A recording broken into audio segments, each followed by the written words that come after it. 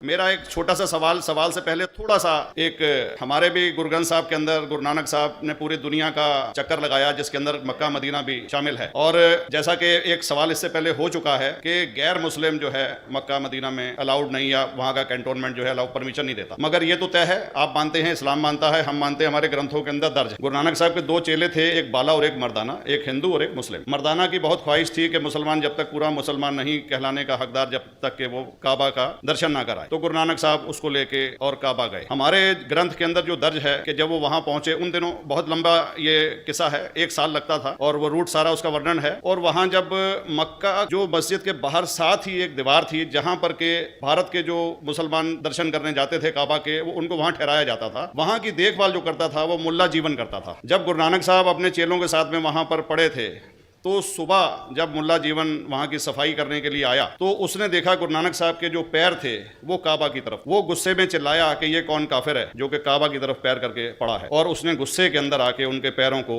झटका दिया, दूसरी तरफ किया। तो हमारे ग्रंथ के अंदर दर्ज जो किस्सा है उसके अंदर यह है कि काबा भी उस समय हिल गया, जिधर गुरु नानक के पैर जाते थे काबा उधर मुड़ता था। तो वो जोर से चिल्लाया, ये कोई हजरत है, ये कोई औलिया है। तो उस समय के जो काजी थे मक्का के, काजी रुकनदीन साहब थे, और शाह शरफ, कई हस्तियों के नाम हैं उसमें। तो मैं ये जानना चाहता हूं कि ये वर्जन को आप मतलब एग्री करते हैं, और करते हैं तो इसका हमारे मुस्लिम ग्रंथों के अंदर किस तरीके से उल्लेख है ग्रंथ साहिब के मुतालिक। और अल्हम्दुलिल्लाह मैं भी गुरु ग्रंथ साहिब पढ़ चुका हूँ, और जिस तरीके से, क्योंकि वक्त मुख्तसर सा होने की वजह से मुझे वक्त नहीं मिला कि गुरु ग्रंथ को भी कोट करूं। आपका सवाल का जवाब देने के पहले मैं आपसे ज़्यादा चाहूँगा कि इवन गुरु ग्रंथ की किताब पढ़ेंगे आप, ग्रंथ जिसे आदि ग्रंथ कहते हैं, और कोई सिख से पूछेंगे कि खुदा का तसव्वुर क्या है, सबसे बेहतरीन जवाब कोई सिख दे सकेगा, वो आपको कोट करेंगे जापू जी, जो गुरु ग्रंथ साहिब आदि ग्रंथ के सबसे पहले चैप्टर है, सबसे पहला श्लोक, जिसके कहते हैं जापू जी। इसके मानी है कि God is true, he is only one, he is not begotten and is free from fear and want. क्योंकि मैंने अंग्रेजी में पढ़ा हूं, इसलिए मैं अंग्रेजी में उसे कह रहा हूं कि खुदा एक ही है, वो हक है, और वो ना किसी को जना है ना किसी को जनेगा, और वो इमॉर्टल है, ना कभी मर सकता है। और इसको सिखिज्म में जो खुदा को कहते हैं Omkara, in manifest form he is Omkara, and unmanifest form he is एक ओमकारा। और कई इसके एट्रीब्यूट्स है, मिसाल के तौर पे परवरदिगार, अकल, और उसे रहीम कहा गया है, Wahe Guru as one God कहा गया है, और डिस्ट्रिक्टली अगेंस्ट आइडल वर्शिप एंड अवतारवादा। भाई साहब का सवाल था कि उनने ग्रंथ में पढ़ा कि गुरु नानक साहब मक्का के, और उनका पैर काबा की तरफ था, और कोई मौलवी ने पैर को हिलाए और काबा हिल गया। क्योंकि ये age of science and technology है, अगर कोई चीज जो किताब हजारों साल पहले लिखी गई है, 10,000 साल या 4,000 साल, तो शायद उसके बारे में हिस्टोरिकल रिकॉर्ड मिलना मुश्किल है। हालांकि इवन जीसस क्राइस्ट के बारे में 2000 साल हिस्टोरिकल रिकॉर्ड है। क्योंकि सिखिज्म जो एक एकदम नया मजहब है, जितने मजाहिब के मुकाबले हिंदुस्तान में नया है, कुछ सैकड़ों साल पहले 15th सेंचुरी में, toward the end of the 15th century, Guru Nanak साहब जो पंजाब के थे, ये मजहब कायम हुआ। हार्डली 400-500 या 400-500 साल। और अगर ये मान लो, सपोज मिसाल के तौर पे मान लो, मैं क्यों कह रहा हूं कि मैं नहीं चाहता हूं किसी को बुरा लगे, मान लो ये सच है, मान लो अगर 400-500 साल पहले अगर ये होता था कि काबा इधर से उधर हिल जाता था, तो हिस्टोरिकल रिकॉर्ड में बिल्कुल लिखा होता था। और कई हिस्टोरिकल रिकॉर्ड में ये नहीं कि काबा हिला इधर उधर, कई हिस्टोरिकल रिकॉर्ड आप देखेंगे। हिस्ट्री इतनी अल्हम्दुलिल्लाह 800-900 साल पहले, 1000 साल पहले जो मुगल ने किए, बिल्कुल लिखा हुआ हिस्टोरिकल रिकॉर्ड में। तो ये कहना कि गुरु नानक साहब वहां गए और काबा हिल गया, ये बिल्कुल साइंस के खिलाफ है, क्योंकि साइंस में कोई भी रिकॉर्ड नहीं है, वहां के देश के रिकॉर्ड में कहीं भी नहीं कि काबा हिला। तो इसलिए हम कहते हैं कि हो सकता है ये गलती से किसने लिखा होगा, न कई किस्से कहानी। ये मैं तस्लीम करता हूं कि गुरु ग्रंथ साहिब में कई चीजें सही है, हक की बात है, लेकिन ये तस्लीम करना कि काबा हिल गया, ये बिल्कुल साइंस के भी खिलाफ है, साइंस के खिलाफ है, और इस्लाम में भी ये नहीं है। लेकिन ये कहना कि कोई गैर मुस्लिम जा सकता है, मुमकिन है, चुपके से कोई गया तो हो सकता है। और ये सवालात आप अगर पढ़ेंगे तो गलत फहमिया के नंबर 6 नंबर आता है गलत फहमिया में, कि लोग एतराज़ करते हैं कि इस्लाम क्यों जानवर खाने की इजाज़त देता है, मांस खाने की इजाज़त क्यों देता है। कई गैर मुस्लिम एतराज़ करते कि इस्लाम एक बहुत जल्लाद रिलीजन है। भाई साहब नहीं कह रहे, लेकिन बाकी लोग कहते कि एकदम मर्सीलेस रिलीजन है, धर्म है, जो जानवर का कत्ल करने के लिए कहता है। जवाब में ये कहना चाहूंगा भाई साहब कि एक मुसलमान अगर वो चाहे तो प्योर वेजिटेरियन, प्योर शाकाहारी रह के भी अच्छा मुसलमान रह सकता है। मांस खाना इस्लाम में फर्ज नहीं है, मांस खाना इस्लाम में फर्ज नहीं है।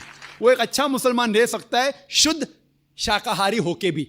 लेकिन बट अल्लाह ताला फरमाते हैं कुरान मजीद में सूरह मायदा में सूरा नंबर 5 आयत नंबर 1 में कि हमने कैटल बनाए, 4 पांव वाले जानवर बनाए जिसको आप खा सकते हैं। सिर्फ वो जानवर जिसके हमने नाम लिए उसको मत खाओ, जो आपके लिए हराम है। उसके अलावा आप सब जानवर खा सकते हैं। कुरान में लिखा है सूरह नहल में सूरा नंबर 16 आयत नंबर 5 में कि हमने आपके लिए कैटल बनाए, भेड़ बकरियां बनाए, तो क्या आप उसका गोश्त खा सके। कुरान में जिक्र है सूरह मोमिनीन में सूरा नंबर 23 आयत नंबर 21 में कि आप भेड़ बकरियों के गोश्त खा सकते। और कई आयतें हैं। हम पहले ये जान ले कि मेडिकल साइंस आज ये कहती है कि इंसान के जिस्म में हमको अमाइनो एसिड की जरूरत है, 22 अमाइनो एसिड की जरूरत है। इसमें से 8 अमाइनो एसिड जिस्म में पैदा नहीं होते, बाहर के खाने से लेना लाजिम है। और कोई भी वेजिटेबल फूड, कोई भी घास फूस, कोई भी फल में ये 8 के 8 अमाइनो एसिड है ही नहीं, लेकिन मांस में है और मच्छी में है। हाई लेवल ऑफ प्रोटीन है। High level of protein is present in the meat and in the fish. It is nutritious. Vitamin K है और आयरन भी है। अगर आप देखेंगे, अगर आप तहकीक करेंगे कि जो जानवर जो सिर्फ घास फूस खाते हैं, मिसाल के तौर पे गाय, भेड़, बकरी, उनके दांत को आप देखेंगे, उनके दांत चपटे हैं। हर्बीवोरस सेट ऑफ टीथ, वो सिर्फ घास खा सकते, मांस खा ही नहीं सकते। अगर आप उन जानवरों के दांत देखेंगे जो मांस खाते हैं, carnivorous animal like tiger, leopard, lion, शेर, शेर बब्बर, चीता, इनके दांत देखेंगे तो इनके नोकीले दांत है, कैनाइन सेट ऑफ टीथ। वो सिर्फ मांस खाते, घास फूस खा ही नहीं सकते। अगर आप जाके आईने में और हम लोग जाके आईने में देखेंगे अपने दांत, इंसान के दांत चपटे भी है, नोकीले भी है। अगर खुदा चाहता था,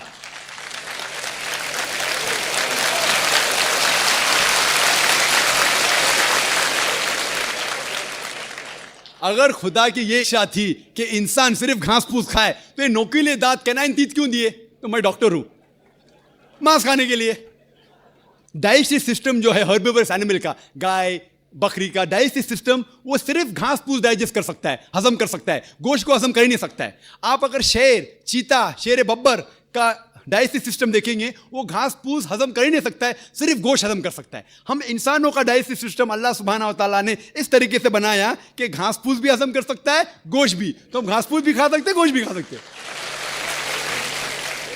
और आप देखेंगे कि बहुत से लोगों को गलत फहमी है कि हिंदू मजहब में, हिंदू धर्म में गोश्त खाना हराम है।